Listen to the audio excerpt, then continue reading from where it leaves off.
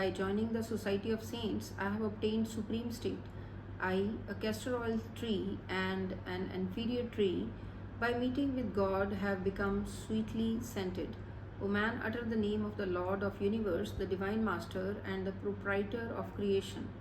They who seek the Lord's shelter, those persons are saved like Prahlad, who was emancipated and merged in the Lord.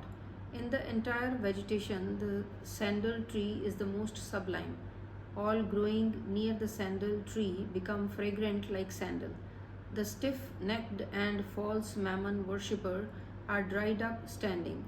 Their mind's ego separates them far away from the Lord. The Lord Creator Himself knows the condition and measure of everyone. All the devices the Lord God Himself makes. He whom the true Guru meets turns into gold. Whatever is primarily writ, that cannot be erased by erasing. In the ocean of the Guru's teaching, I find the jewel-like wealth of the Lord's name, and the treasure of the meditation is opened unto me.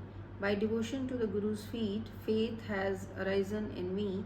Uttering the Lord's praise, my hunger for it is not appeased.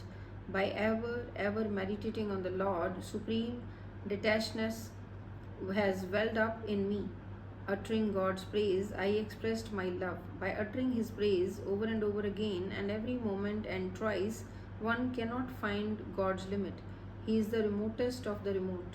The Shastras, Vedas, Puranas proclaim the doing of righteousness and steadfastly performing the 6 duties. The self-willed hypocrites are ruined in doubt. Their boat is heavily loaded with sins and sinks in the tides of avarice. Contemplate thou the name, and through the name be blessed with emancipation. The Simritis and Shastras too confirm devotion to name. If man's ego goes and by Guru's grace he imbibes Lord's love, then he becomes pure and attains supreme state.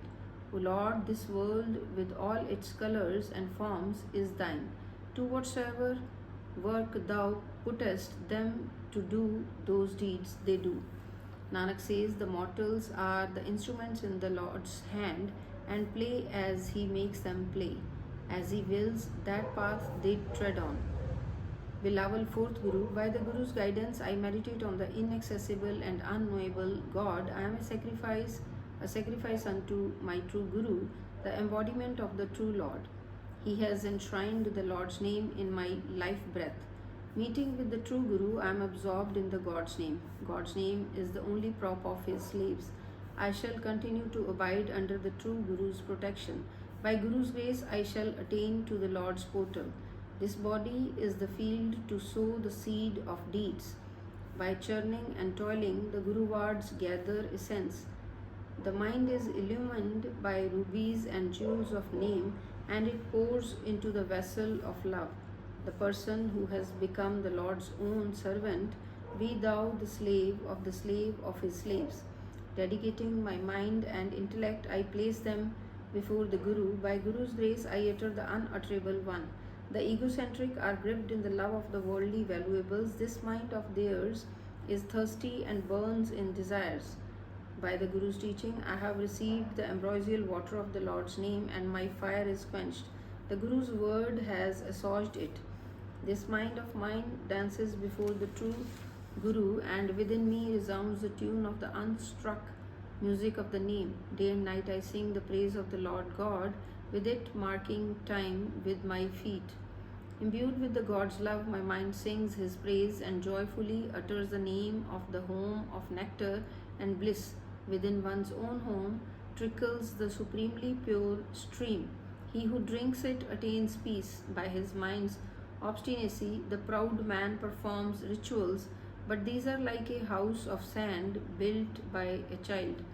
When the waves of the vast ocean dash against it, in an instant it crumbles into pieces and bits. God is the lake, and God Himself is the ocean. This world is all the play staged by Him. As the waves of water are absorbed in the ocean, so, O Nanak, is the Lord pervasive in all the beings. Beloved fourth Guru, my mind wears the earrings of the true Guru's wisdom, and I smear the ashes of the Guru's word to my body. My being has become eternal in the society of the holy, and my whole birth and death have ended.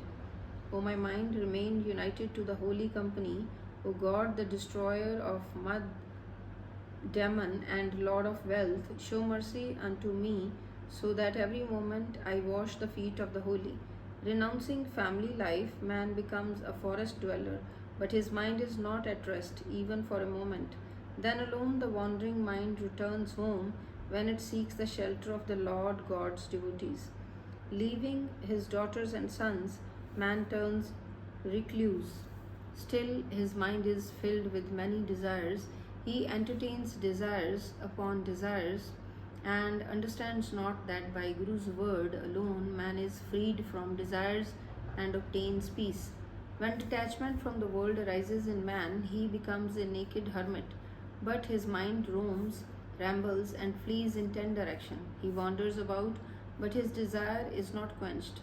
On meeting the holy company alone, he obtains the abode of compassion. The Siddhas learn many yogis' postures, but their mind longs for riches, miraculous powers, and sorcery. By this fulfillment, contentment, and peace do not come to man's mind. By meeting the holy, man is satiated, and by uttering God's name, he procures perfection. Egg-born, fetus-born, sweat-born, earth-born, the mortals and the creatures of all the colors and the forms are made by God. He who takes the shelter of the holy is saved. May he be a warrior, a literate, an agriculturist, and untouchable or pariah,